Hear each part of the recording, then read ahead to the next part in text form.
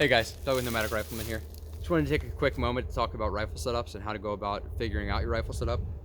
Um, Now this is intended to be talking about a general purpose rifle, like what you would be issued if you were in the infantry or something like that. Like where you're emulating your general purpose rifle.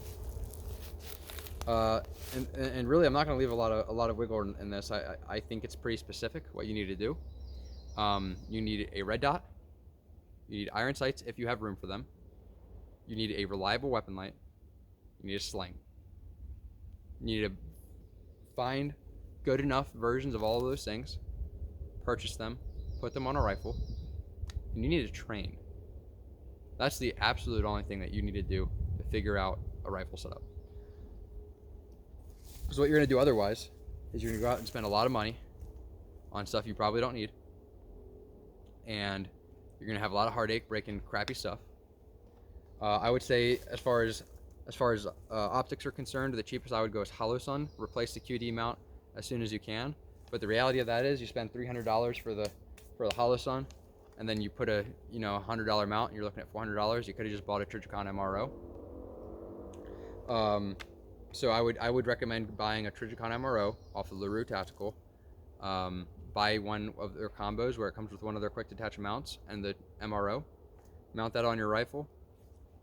I recommend mounting it, generally speaking, farther forward than farther back. This one's a little bit kind of in the middle. That's just where my wife prefers it. But farther forward is generally a little bit better. On this one, this is an Aimpoint T2. It's mounted farther back so that I can have less of a gap between my magnifier and my Aimpoint. So pick up a good red dot, whether it be a Holosun with a different mount, a Trijicon MRO, or an Aimpoint T1, T2, Comp M5. Pick up one of those. Pick up a weapon light, whether it be a Streamlight rail mount, it be a Surefire weapon light, it be a Malkoff, Mod Light, Cloud Industries. Any of those lights are excellent. Do a little bit of research into what the differences are, and then decide what you're comfortable with, and then start figuring it out.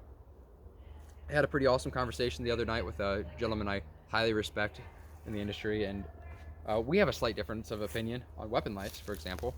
But I don't think either of us would ever necessarily consider the other wrong. It's just that we have different mindsets when it comes to weapon lights, and that's gonna have to be something that you figure out for yourself on where you fall on that.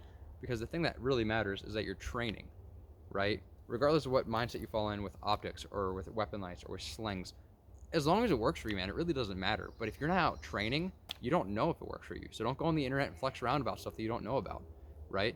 If you're not out there training, don't tell everyone how your freaking IO AK has never had a problem for you, but that's just because you've never shot it. And yes, I've seen that in person, where someone's like, well, I love my AK, and it's like, okay, man, but how many rounds do you have through it? And they literally had never shot the rifle before, but they're talking about how they think it's a good one. That shit's a no-go, man.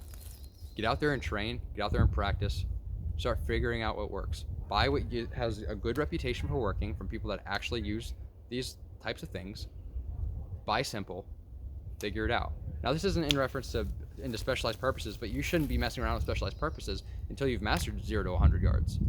Okay? You need to be a good marksman before you start messing with being a designated marksman, right? So, for your first rifle, get something simple, put some well-known quality stuff on it. Even if it has to be cheaper, that's perfectly fine, as long as you're training with it. Start figuring it out, right?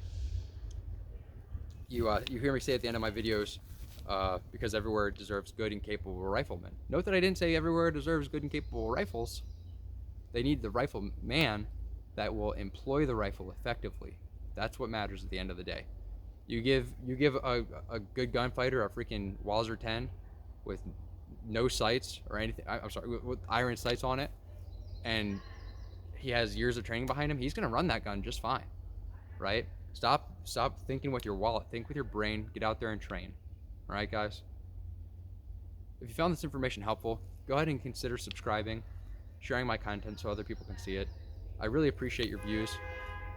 Again, this has been Doug with Nomadic Rifleman, because everywhere deserves good and capable riflemen. Y'all have a blessed day.